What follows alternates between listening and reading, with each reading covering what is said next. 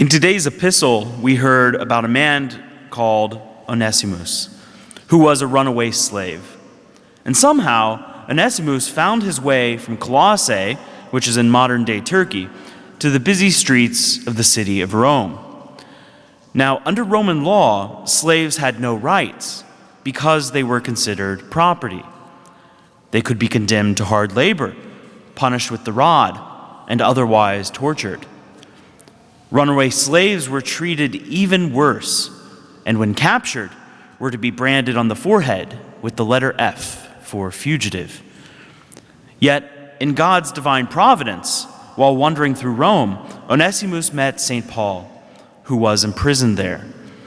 And while visiting Paul, Onesimus requested baptism, and he became a Christian. Eventually, Paul sent Onesimus back to Colossae to his master Philemon. But he didn't send him empty-handed. He sent him with a letter. In the passage of the letter that we heard today, St. Paul requests that Onesimus be received not as a slave, but as a brother in Christ, to welcome him as he would welcome Paul himself. He's saying, don't brand him as a fugitive, because in baptism, Onesimus has received the indelible mark of salvation through Christ.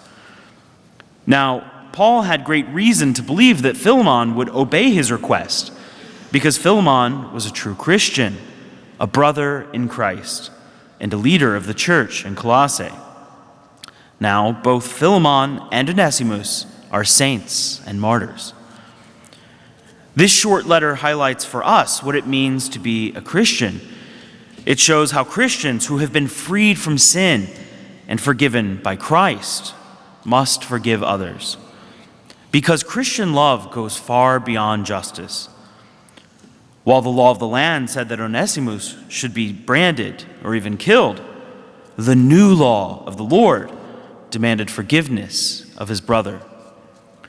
In the eyes of God, we are all kind of like Onesimus.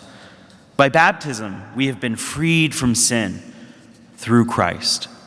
And like Philemon, we are to mercifully receive our brothers and sisters in Christ, even those who have sinned against us. In a way, this reading challenges us to examine our hearts sincerely, thoroughly, and honestly, to see what grudges we are still holding against others. Is there anyone in our life that we are not treating as a brother, but as a slave or an enemy? Christ died for that person.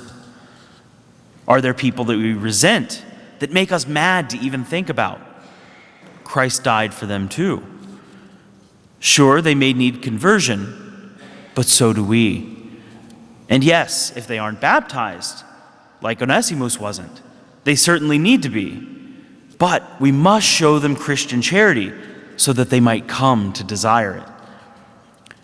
We know that resentment and anger are like weeds growing in the garden of our souls. They sap the nutrients that are meant to feed virtues like wisdom, courage, and generosity. Virtues that produce interior peace and lasting happiness. Resentment, anger, and unforgiveness grow around our hearts like vines grow around trees, sucking the Christian life out of us, to the point where we try to justify detraction, harsh criticism, and destructive attitudes of division that make this world such a valley of sorrows. We plead to God for forgiveness for ourselves, but Christ teaches that we too must forgive others. Forgive us our trespasses as we forgive those who trespass against us. The measure of our forgiveness is the measure by which we receive it. Yes, it can be painful to forgive. It might feel like a cross. But in the gospel today, the Lord teaches us that whoever does not carry the cross and follow me cannot be my disciple. So one big way to do this is to practice forgiveness. When we are hurt or betrayed, there's a part of us that says, I don't want to talk to them. I don't want to see them. I don't want to be near them. I don't even want to think about them. And they don't have to be our best friend. We don't even have to enjoy their company. But that part of us that hates needs to be flooded with mercy. When we have been forgiven like Onesimus, how can we refuse forgiveness to others?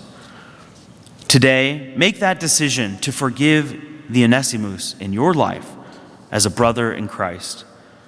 Ask Jesus to give you a heart like his, a heart like St. Paul, to free your fugitive by kneeling before God and saying, I choose to forgive.